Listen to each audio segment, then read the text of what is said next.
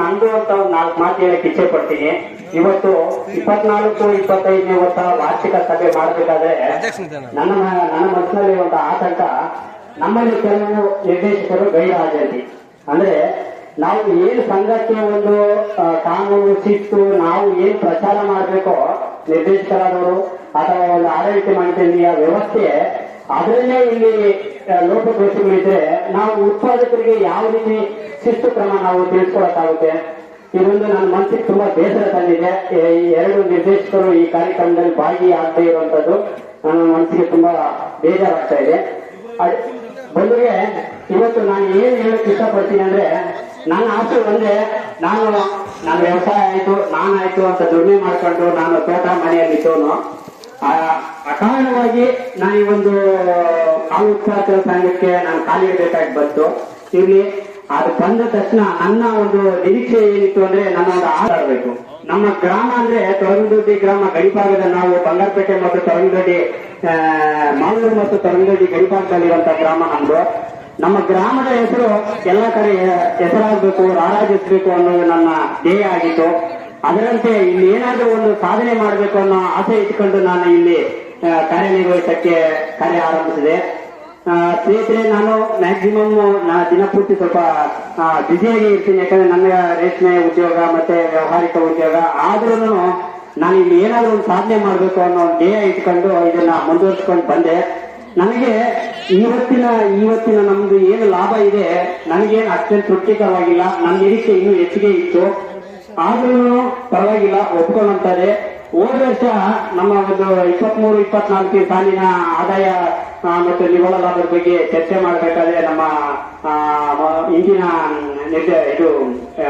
DM ಆದಂತ Shankar Reddy sir ಅವರು ಇದೇ ವೇದಿಕೆ ಮೇಲೆ, ನೋಡಪ್ಪ, ನೀವು ಬಂಗಾರಪೇಟೆ ತಾಲೂಕಲ್ಲಿ ಅತಿ ಹೆಚ್ಚು ನಿವ್ವಳ ಲಾಭ ಗಳಿಸಿರುವಂತಹ ಸಂಘ, ಸುಮಾರು ವರ್ಷಗಳ ಹಿನ್ನೆಲೆ ಇರುವಂತಹ ಸಂಘಗಳು ಸಾಧನೆ ಮಾಡ್ತಿರೋದನ್ನ ನೀವು ಸಾಧನೆ ಮಾಡಿದ್ದೀರಿ. ಅಂದ್ರೆ ಒಂದು ಫೈನಾನ್ಷಿಯಲ್ ಇಯರ್ ಏನಿದೆ, ಆದಾಯ ವರ್ಷ ಏನಿದೆ, ಅದರಲ್ಲಿ ಉತ್ಪಾದನೆ ಮಾಡಿ ಅದರಿಂದ ಬಂದ ಲಾಭದಲ್ಲಿ ಉತ್ಪಾದಕರಿಗೆ ಹೆಚ್ಚಿಗೆ ಒಂದು ಬೋನಸ್ ಕೊಟ್ಟಂತ ಸಂಘ ₹1.89.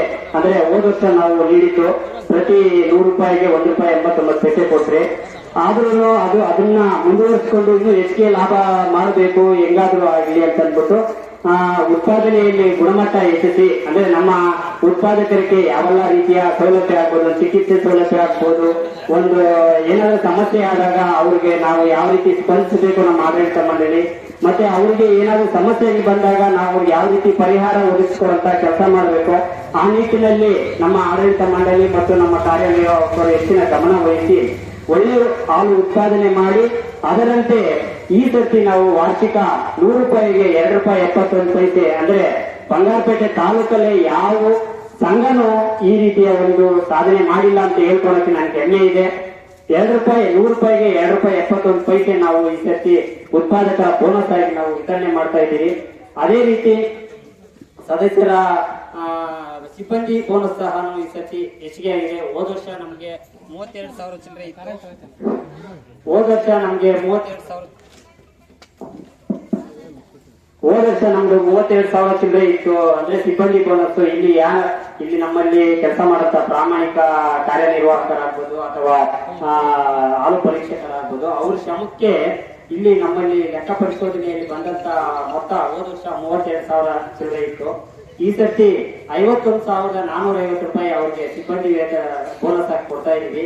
ಅಂದ್ರೆ ನಾನು ಮತ್ತೆ ಇನ್ನ ಒಂದ್ಸರಿ ನಮ್ಮ ಸಿಬ್ಬಂದಿ ವರ್ಗಕ್ಕೆ ನಾನು ಎಚ್ಚರಿಕೆ ಕೊಡೋದೇನಂದ್ರೆ, ಇವತ್ತು ನಿಮ್ಮ ಶ್ರಮ ಇಲ್ಲಿ ಮುಂದೆನೆ ಇದೆ.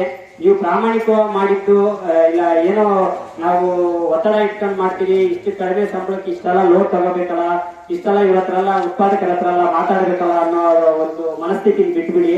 ನೀವು ಪ್ರಾಮಾಣಿಕವಾಗಿ ನೀವು ಅಲ್ಲಿ ಕೆಲಸ ಮಾಡಿದ್ದಕ್ಕೆ ನಿಮ್ಗೆ ಇಲ್ಲಿ ₹51,450 ನಿಮ್ಗೆ ಗಿಫ್ಟ್ ಆಗಿದೆ.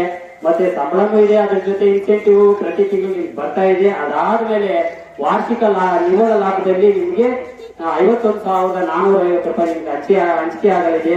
ಹಂಗಾಗಿ ನಿಮ್ಮ ತನು ಮನ ಎಲ್ಲ ನೀವು ಅಲ್ಲಿ ಅರ್ಪಿಸಬೇಕು.